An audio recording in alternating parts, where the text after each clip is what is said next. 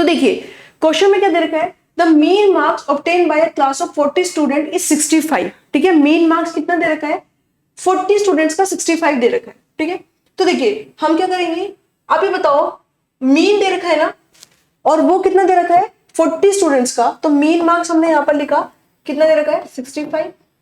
Total कहां लिखते हैं, यहां पर लिखते हैं, और यहां पर क्या लिखेंगे टोटल मार्क्स, तभी तो मीन निकला होगा। तो टोटल मार्क्स क्या निकलेगा, total marks equals to 65 multiply by 40। ठीक है, तो कितना हो जाएगा 0 0 26। ठीक है, 26 हो गया यहाँ पर, ये चीज 2600 हो जाएगा। ठीक है, तो यहां पर मैं इसको रब कर देती हूं। ठीक है, उसके बाद देखिए टोटल मार्क्स कितने हो गए 2600 हो गए। नेक्स्ट लाइन पढ़ते हैं, the mean marks of half of the student, half का मतलब यहां पर कितना हो गया 20, उनका मीन मार्क्स कितना दे रखा है, उनका मीन मार्क्स है 45। कितना है 45, तो टोटल मार्क्स कितने हो गए 45 मल्टीप्लाई बाय 20, कितना आ गया 900। ठीक है, यहां पर 900 आ गया। अब रिमेनिंग कितने हुए 2600 टोटल मार्क्स थे, 900 इनके थे, तो यहां पर कितना आ गया, लेस करा हमने 1700। तो 1700 जिसके मार्क्स थे 1700, यहां पर कितना हो गया, कितने स्टूडेंट्स 20, उनका मीन मार्क्स पूछा हुआ है। ठीक है, तो उनका मीन मार्क्स कैसे निकालेंगे, 1700 को 20 से डिवाइड कर देंगे, तो यहां पर कितना आ जाएगा 85। तो जो रिमेनिंग स्टूडेंट्स हैं उनका मीन मार्क्स कितना है 85 है। ठीक है, देखिए जैसे जैसे इंफॉर्मेशन दे रखी थी, मैंने फर्स्ट इस पार्ट को सॉल्व किया कि टोटल मार्क्स कितने थे, सॉरी यहां तक था, ये यहां तक था फर्स्ट। उसके बाद मैंने 20 स्टूडेंट्स के निकाले, उसके बाद मैंने इसको लेस किया, मतलब ये पार्ट 1 था, ये पार्ट 2 था, ये पार्ट 3 था, और उसके बाद मैंने मीन मार्क्स निकाल दिए थे, जो कि कितना निकला था 85। ठीक है, नेक्स्ट क्वेश्चन देखते हैं। तो राइट आंसर आ गया हमारा ए। नेक्स्ट क्वेश्चन देखते हैं, Anil is twice as old as Sunita 3 years ago। देखिए जो जो इंफॉर्मेशन दे रखी है उसको अच्छे से यूज करते हुए चलते हैं। एक अनिल है, वो ट्वाइस था सुनीता का, तो सबसे पहले हम लिख लेते हैं जो सुनीता थी उसको सपोज कर लेते हैं वो x थी, तो जो अनिल है, अनिल कितना हो जाएगा हमारा ट्वाइस मतलब 2x हो जाएगा। 3 years ago 3 साल पहले, तो हम क्या करते हैं तीन दोनों में से लेस कर देते हैं, 3 years ago 2x minus 3। ठीक है, तीनों में से लेस कर दिया 3 साल पहले, तो x में से भी 3 और 2x में से भी 3 लेस कर दिया। ही वॉज मतलब Anil 3 times as old as Sunita, वो 3 times old था सुनीता से। ठीक है, तो देखिए अब हम इसको इक्वल करने के लिए क्या करेंगे, ये इक्वल आने के लिए 3 यहां से मल्टीप्लाई कर देंगे, तभी तो ये इक्वल हो जाएगा हमारा, क्योंकि हमने इक्वल में लेके आएंगे तभी कुछ इक्वेशन बनेगी, तभी कोई क्वेश्चन सोल्व हो पाएगा। तो हम इसको इक्वल में लाने के लिए 3 से मल्टीप्लाई कर देंगे, किस पार्ट को, सुनीता वाले पार्ट को। ठीक है, वो ओल्ड था, वो तो ओल्ड था, तो सुनीता को भी हमने 3 times ओल्ड कर दिया यहां से। तो अब हम x की वैल्यू निकाल लेते हैं, तो देखिए 3x minus 9, 2x minus 3, 3x minus 2x minus 3 plus 9, कितना है यहाँ पर 6, और यहाँ पर कितना है x equals to 6। x का मतलब क्या है, सुनीता कितनी ईयर्स की थी 6 की, प्रेजेंटेज निकालनी है हमें, और अनिल कितने का है 2x, तो 2x का मतलब 2 into 6, और कितना आ गया 12। ठीक है, तो यहां पर कितना जाएगा 12 years। अच्छा, इसमें ना एक चीज बहुत ध्यान रखना है कि जैसे हमारा 6 आया ना, हमें खुशी हो जाती है कि भाई क्वेश्चन आ गया, लेकिन क्वेश्चन आंसर आ गया, आंसर को लेकिन पूरा पढ़ो कि वो कहां से पूछा हुआ है, कि भाई सुनीता की पूछी हुई है अनिल की पूछी हुई है, क्वेश्चन में पूछी हुई थी अनिल की, तो हमने इसको मल्टीप्लाई किया 2 into 6 equals to 12। ठीक है, नेक्स्ट क्वेश्चन हम देखते हैं, नेक्स्ट क्वेश्चन देखते हैं हम, आंसर सी था हमारा 12 years। देखिए यहां पर देखते हैं, users who use media for their own ends are identified as। ठीक है, passive audience, active audience, positive, negative. देखिए सबसे पहले एलिमिनेट करना सीखिए। यहां पर कोई बात ऐसी है जो पॉजिटिव लग रही हो या नेगेटिव लग रही हो, नहीं, तो इस दोनों ऑप्शंस को हम क्या कर देंगे, कट कर देंगे। क्या कर देंगे, कट कर देंगे।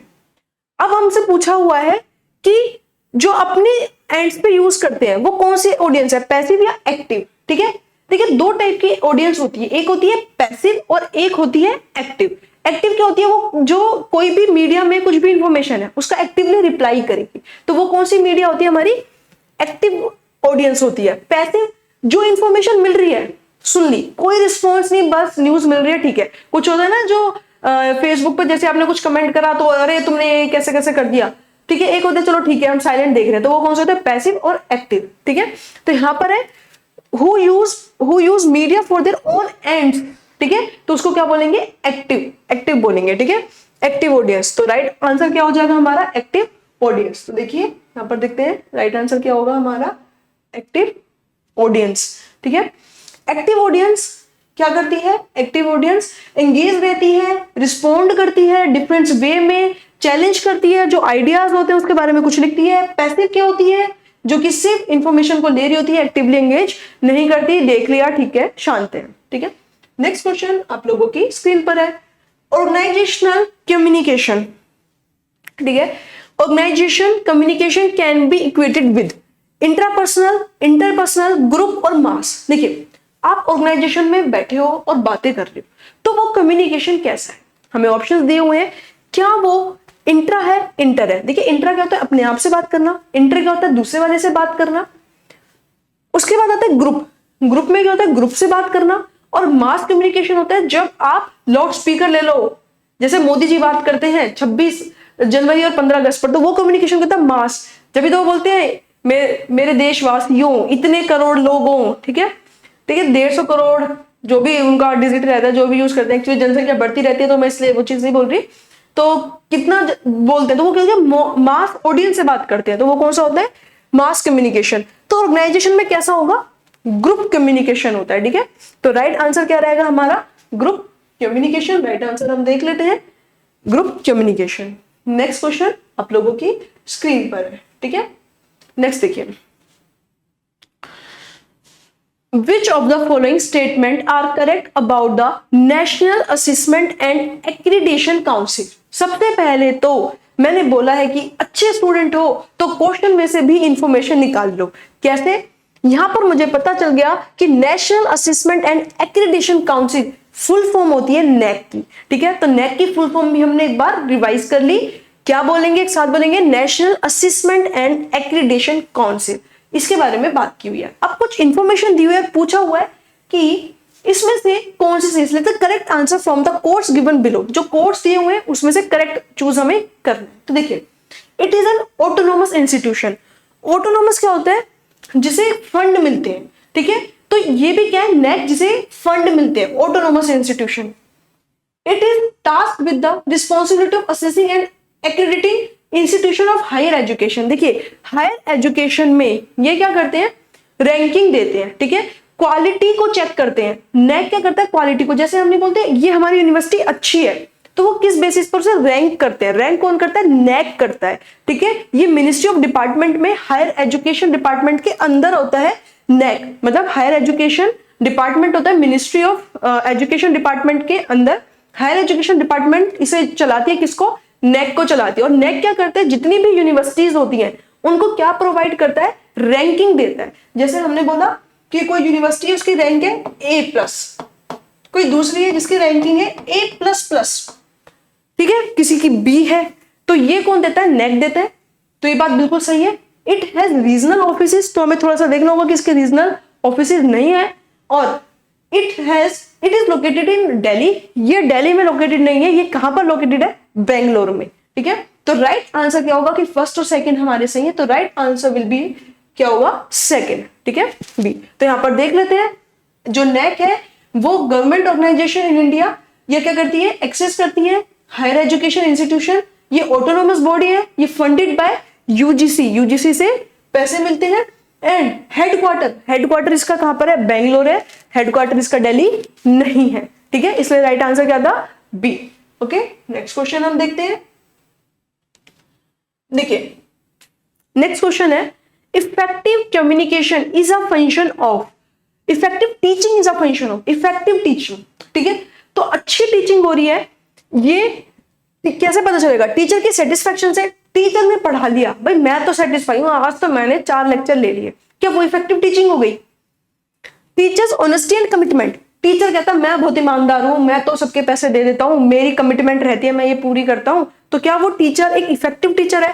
Teachers making students learn and understand, एक टीचर है जो कि चाहता है कि स्टूडेंट उस चीज को समझें, लर्न करें, उसको अंडरस्टैंड करें, ठीक है, सीखें और समझें, क्या वो अच्छा टीचर है? या teachers liking for professional excellence, ठीक है, तो वो प्रोफेशनल अच्छा है, तो बस इसकी वजह से वो एक अच्छा टीचर है। तो टीचर क्या होगा? देखिए टीचर की पहचान स्टूडेंट से ही है, तो स्टूडेंट्स अगर लर्न कर पा रहे हैं, मोटिवेट रह पा रहे हैं, वो कुछ चीज सीख पा रहे हैं, तो teacher making students learn and understand, ये क्या होता है कि एक टीचर ने एक अच्छी टीचिंग की है। तो राइट आंसर क्या रहेगा हमारा?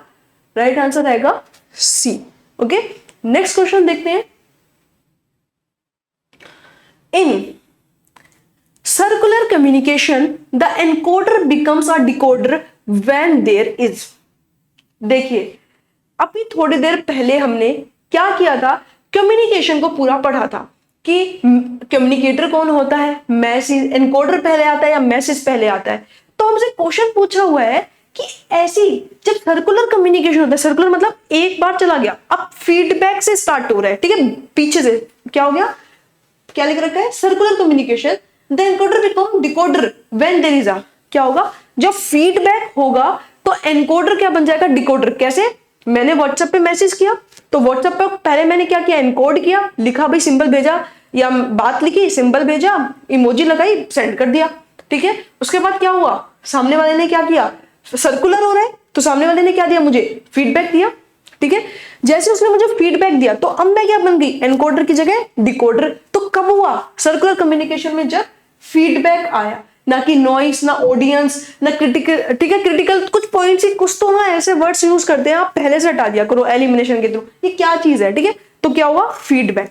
तो right answer will B D, ठीक है, right answer will B D. ये हमने जो समझा था पहले उसी में ही हम समझ गए, लेकिन हम व्हाट्सएप मैसेज से एकदम से समझ जाते हैं कि आंसर क्या रहेगा हमारा? डी, ठीक है। नेक्स्ट क्वेश्चन देखते हैं। देखिए अब क्वेश्चन है नंबर सीरीज का, ठीक है।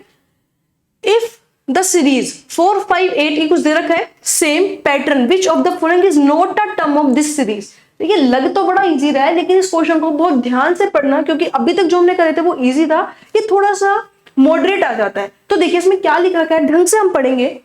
इफ द सीरीज 4 5 8 13 14 17 22, पहले मैं सीरीज को लिख ही लेती हूँ। मैंने यहां पर लिखा, यहां पर मैंने लिखना स्टार्ट किया 4 5 8 13 14 17 22, इस टाइप की आपकी सीरीज चल रही है। Which one of the following is not a term, कौन सा इसका टर्म नहीं है, मतलब इसमें से कौन सा टर्म नहीं है, ये पूछा हुआ है। तो देखिए हम स्टार्ट करते हैं, यहां पर पैटर्न देखते हैं। यहां पर 1 इंक्रीज हुआ +1, यहां पर कितना इंक्रीज हुआ? +3, यहां पर कितना हुआ? +5, सेम देखो 13 से 14 फिर +1, फिर +3, फिर कितना हुआ? +5। ओके, तो ये 1 3 5 से स्टार्ट हो रहा है, तो यहां पर हम स्टार्ट करते हैं, आगे बढ़ाते हैं। +1 किया तो कितना आया? 23 आया, फिर +3 किया, कितना आया? 26 आया। अब क्या होता है, हम घबरा जाते हैं, ये क्वेश्चन अभी आगे चल रहा है, पूछ क्या रहा है वहां, तो कुछ भी नहीं आ रहा है, आगे बढ़ाओ, कौन सा टर्म नहीं है, तो हमें थोड़ी आगे सीरीज को बढ़ानी है। 26 में ऐड करोगे 5, कितना आ गया? 31, कुछ दिखने लग गया। 31 में 1 ऐड करोगे, पैटर्न 1 3 5 रहेगा। 32 में कितना ऐड करोगे? 3, कितना आ गया? 35 में 5 ऐड करोगे, कितना आ जाएगा? देखिए 32 आ गया, 32 में 3 ऐड करा 35 आ गया, ठीक है। 35 में 1 3 और 5 कितना आ गया? 40 आ गया। तो देखिए मेरे पास 31 भी आ गया, 32 भी आ गया, 35 भी आ गया। नोट पूछा है, कौन सा टर्म नहीं आया? 33 नहीं आया। तो right answer will be C, 33 नहीं आया, ठीक है। देखिए तो राइट आंसर क्या हो जाएगा हमारा 33। नेक्स्ट क्वेश्चन देखते हैं, match list first and list two and select the correct answer from the course given below. ठीक है, हमें मैच फर्स्ट और सेकंड लिस्ट को मैच करना है। ठीक है, तो देखिए क्या दिया हुआ है कि फ्लड, ड्राउट्स, अर्थक्वेक, वोल्केनो, ये हमें करना है। देखो फ्लड क्या होता है, जब क्या हो जाता है कि ज्यादा बारिश होती है कम होती है। देखो जैसे ड्राउट है, ठीक है, सूखा पड़ जाना, तो वो क्या हो गया, लैक ऑफ रेनफॉल। जैसे मुझे दिखा बी का फर्स्ट है तो मुझे यहां से आंसर ही दिख गया। ए क्या कितना हो जाएगा, आंसर क्या हो जाएगा फर्स्ट। कैसे हुआ, फ्लड, फ्लड किसकी वजह से हुआ है, हमारा जो फ्लड है वो है एक्सेस रेन की वजह से होता है फ्लड। ठीक है, ड्राउट, सूखा पड़ना, लैक ऑफ रेनफॉल की वजह से होता है। उसके बाद अर्थक्वेक, ठीक है, वेव्स आ जाती है तब हमारा क्या हो जाता है, अर्थक्वेक होता है। और वोल्केनो, वोल्केनो क्या होगा, a vent through which substance come out, कुछ बाहर से वोल्केनो, ठीक है, होता है। तो वो क्या होता है, जब कुछ सब्सटेंस आ जाते हैं। तो ये था कि फ्लड, ड्राउट, अर्थक्वेक और वोल्केनो कब कब होता है। तो राइट आंसर क्या हो जाएगा हमारा, राइट आंसर रहेगा हमारा ए। ठीक है, तो राइट आंसर रहेगा ए। नेक्स्ट देखते हैं क्वेश्चन। नेक्स्ट क्वेश्चन आप लोगों की स्क्रीन पर है, education as a subject of legislation figure in the. देखिए एजुकेशन हमारा कौन सा क्या रहता है, सब्जेक्ट है, कौन सी लिस्ट में आता है। जैसे हमारी 3 लिस्ट होती है, यूनियन, स्टेट, कॉन्करेंट या रेजिडेंट पावर्स। तो कौन सी लिस्ट में आता है, तो सबसे पहले 3 में से आएगा हमारा यूनियन, स्टेट या कॉन्करेंट में से। तो यूनियन लिस्ट क्या होती है, जो सेंट्रल गवर्नमेंट बनाती है, स्टेट जो स्टेट बनाती है, और कुछ लॉज कौन बना सकते हैं, स्टेट और यूनियन दोनों मिलकर बना सकते हैं। तो वो कौन सी लिस्ट होती है, हमारी कॉन्करेंट लिस्ट होती है। थोड़ा सा हम और देखते हैं कि एजुकेशन कैसे आता है। राइट आंसर क्या रहेगा, सी। तो ये हमारी देख लेते हैं कि कौन कौन सी लिस्ट होती है। सेंट्रल गवर्नमेंट यूनियन लिस्ट बनाती है, स्टेट गवर्नमेंट स्टेट लिस्ट बनाती है, ठीक है, यूनियन। और जो दोनों बना सकते हैं वो कौन सी हो जाती है, कॉन्करेंट। तो जैसे हमारी एजुकेशन है, एजुकेशन पे, ट्रेड पे, मैरिज पे, अडॉप्शन पे, सक्सेशन पे, फॉरेस्ट पे, ये कौन बनाता है, कॉन्करेंट। इसको थोड़ा सा हमें देखना होगा। जैसे स्टेट क्या होता है, देखिए इसको कैसे याद कर सकते हैं। जैसे पुलिस होती है, हरियाणा पुलिस, ये तो ये पुलिस किस में आ गई, स्टेट में आ गई। व्यापार करते हैं, ट्रेड करते हैं, एसजीएसटी लगता है, सीजीएसटी लगता है, तो ये किस में आ गया, स्टेट वाली आ गया कि स्टेट इस पे लॉज बना रहे हैं। उसके बाद एग्रीकल्चर और इरिगेशन, ये कौन सी लिस्ट में आ गई, हमारी स्टेट में आ गया। उसके बाद कॉन्करेंट, एजुकेशन, ट्रेड, ये किस में आ गई, जो दोनों बना सकते हैं, अपनी अपनी बना रहे हैं, ठीक है, सीजीएसटी एसजीएसटी लग रहा है, या खाली सीजीएसटी लग रहा है, या कौन सा लग जाता है हमारा, इंटीग्रेटेड आईजीएसटी लगता है। तो ये कैसे बना रहे हैं, ये कॉन्करेंट लिस्ट में आता है। उसके बाद डिफेंस, जैसे देखिए सेंट्रल गवर्नमेंट डिफेंस की पावर अपने पास, banking system, currency, foreign affairs, ये कौन सी लिस्ट हो गई, जो सेंट्रल गवर्नमेंट देख रही है। कम्युनिकेशन, ये कौन से आ जाते हैं, हमारी जो लिस्ट कौन बनाती है, हमारी सेंट्रल गवर्नमेंट। ठीक है, नेक्स्ट क्वेश्चन देखते हैं। देखिए नेक्स्ट क्वेश्चन दे रखा है, which of the following are central universities. इसमें से हमें बताना है कि कौन सी सेंट्रल यूनिवर्सिटीज है। ठीक है, तो देखिए सबसे पहले हमें बताना चाहिए कि कुछ सेंट्रल होती हैं, सेंट्रल यूनिवर्सिटीज होती हैं, स्टेट यूनिवर्सिटी होती हैं, डीम्ड यूनिवर्सिटीज होती हैं।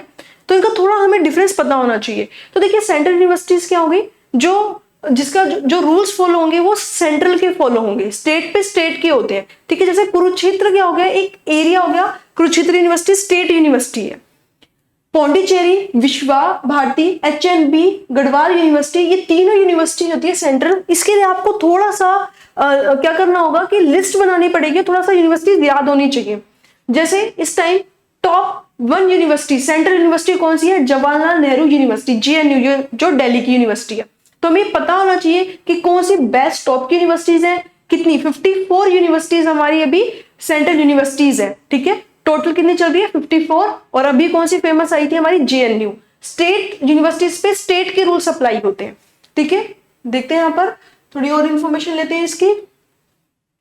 Central universities central government fund करती है, स्टेट को स्टेट गवर्नमेंट फंड करती है। ठीक है, MHRD, ministry of human resource development के क्या होते हैं, कुछ रूल्स एंड रेगुलेशन होते हैं जो फॉलो किए जाते हैं।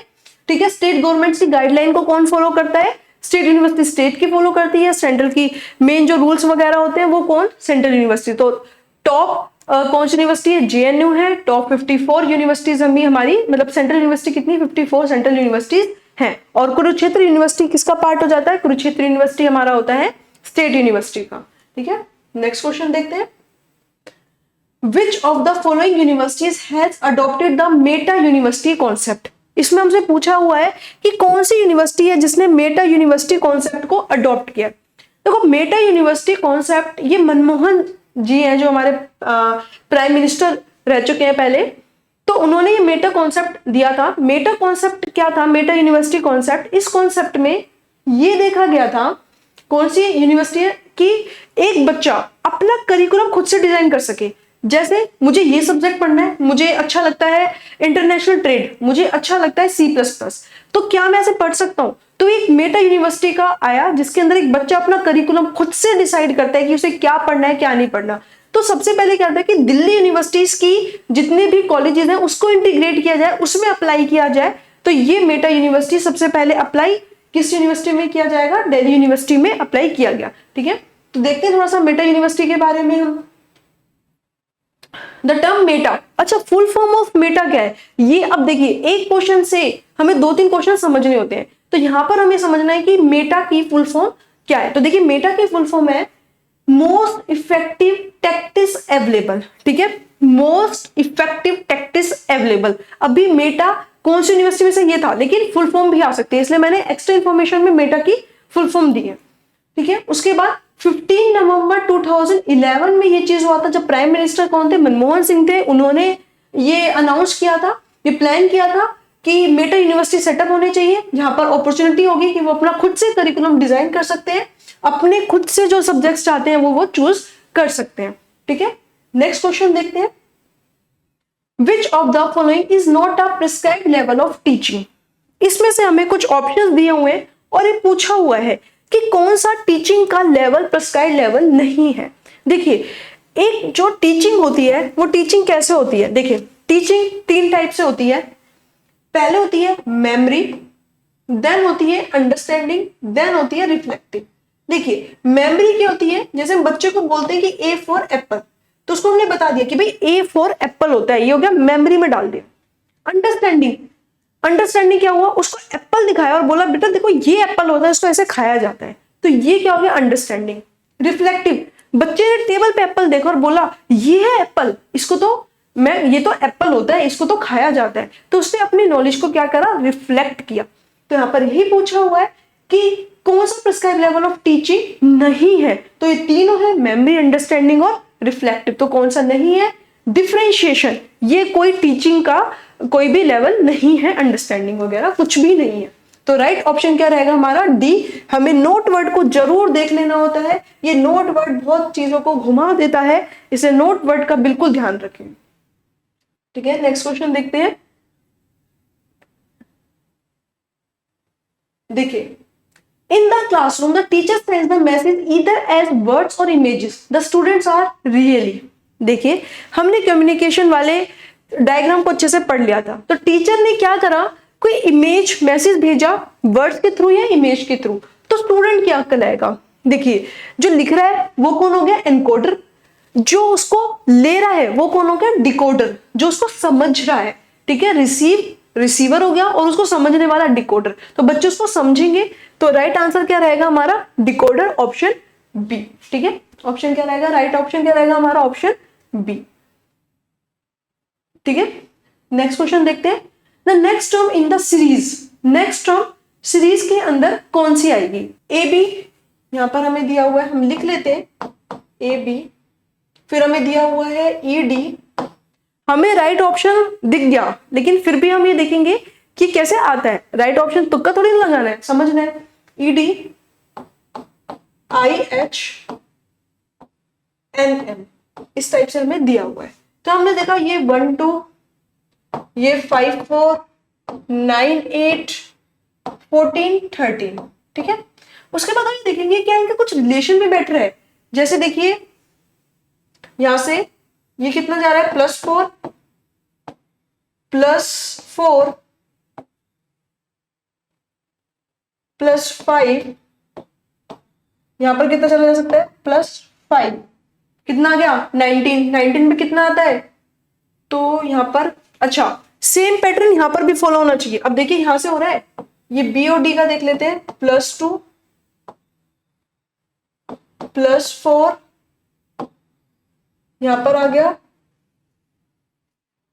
5, ठीक है ठीक है। तो 2 + 4 + 5, उसके बाद हम देख लेते हैं यहाँ पर कितना आ जाएगा ऑप्शन आप लोगों का, यहाँ पर देख लेते हैं हमारा आंसर आ जाएगा, जो आंसर दे रखा है इसमें TS दे रखा है, तो यहाँ पर कितना हो गया 20 और यहाँ पर हो गया 19, ठीक है। तो उन्होंने क्या किया हुआ है यहाँ पर +4 +4 +5 और उसके बाद +6 किया हुआ है, ठीक है। और यहाँ पर कितना किया हुआ है, देखिए B कितना है 2, D यहाँ पर कितना आ गया प्लस, देखिए +4 हो गया, 8 से कितना हो गया 5 हो गया, और 13 में कितना ऐड कर दोगे 6 कितना आ जाएगा आपका 19, ठीक है। यहाँ पर कितना आ गया 19, तो यहाँ पर S तो फिक्स है, जब हमारा S फिक्स है तो इसके आगे वाला कौन सा हो जाएगा हमारा T हो जाएगा, ठीक है। तो इस टाइप से आप इस क्वेश्चन को कर सकते हैं। नेक्स्ट क्वेश्चन देखते हैं हम, राइट आंसर A है। देखिए इस क्वेश्चन को देखते हैं, क्वेश्चन क्या बोल रहा है, इफ स्ट्रेम्पर्स इज कोटेड एज, देखिए पहले इस वर्ड्स को लिख लेते हैं, यहां पर लिखा ST, उसके बाद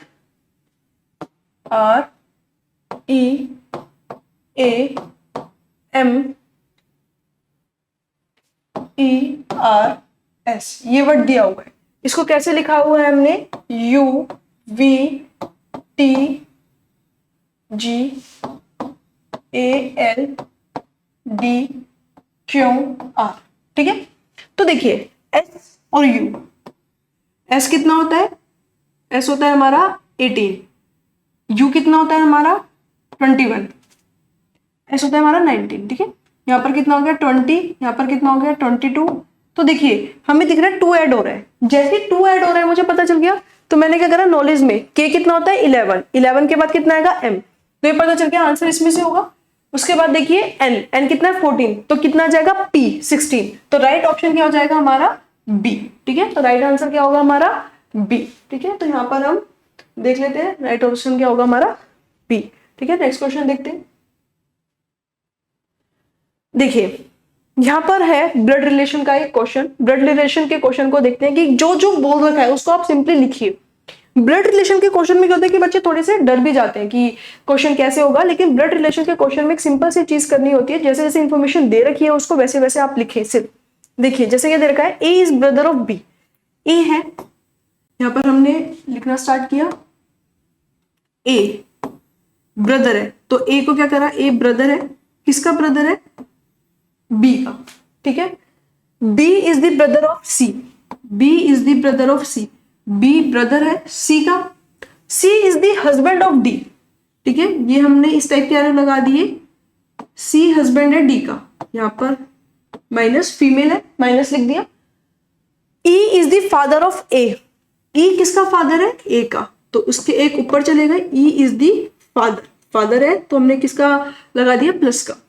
D is related to E, D related है E से, ठीक है। अब इसमें एक चीज होता है कि हमें जो रिलेशन बताना है वो D का बताना है, D के बारे में पूछे कि D कौन है E की, तो देखिए ये E की क्या हो गया बेटा हो गया, तो यहां पर क्या हो गया, ये इसकी डॉटर तो नहीं है ना, डॉटर ना, तो ये क्या चीज हो गई हमारी इन लॉ आ जाएगा वर्ड, सिस्टर तो आएगी नहीं, तो कौन सा वर्ड आ गया डॉटर इन लॉज, क्योंकि यहाँ पर इसकी शादी हो गई है इससे, तो इस वजह से वर्ड क्या आ जाएगा डॉटर इन लॉ। तो राइट आंसर क्या रहेगा हमारा डॉटर इन लॉ, ठीक है। तो राइट आंसर हमारा रहेगा B डॉटर इन लॉ, ठीक है। नेक्स्ट क्वेश्चन देखते हैं, 30 है, लास्ट क्वेश्चन है। इस क्वेश्चन को हम देखते हैं क्या कहता है, 2 numbers are in the ratio 3:5, if 9 is subtracted from the numbers the ratio becomes 12 divided by 23, the number are, ठीक है। ये हमसे पूछा हुआ है, तो देखिए 2 numbers है 3:5 में, तो हम क्या कर लेते हैं, एक क्या करते हैं इसको यहां पर लिखते हैं, एक नंबर 3x, देखिए 2 नंबर्स है ना, तो 2 नंबर्स को हम कैसे लिखते हैं, एक नंबर ले लिया हमने 3x और एक कितना ले लिया 5x, ठीक है। If 9 is subtracted from the numbers, 9 subtract कर दिया हमने नंबर में से, तो हमारा रेशियो कितना बन जाता है 12/23, जैसा जैसा बोला हुआ मैंने वैसे कर दिया। तो अब हम क्या करते हैं, 23 यहां पर लिखते हैं, 3x माइनस 9,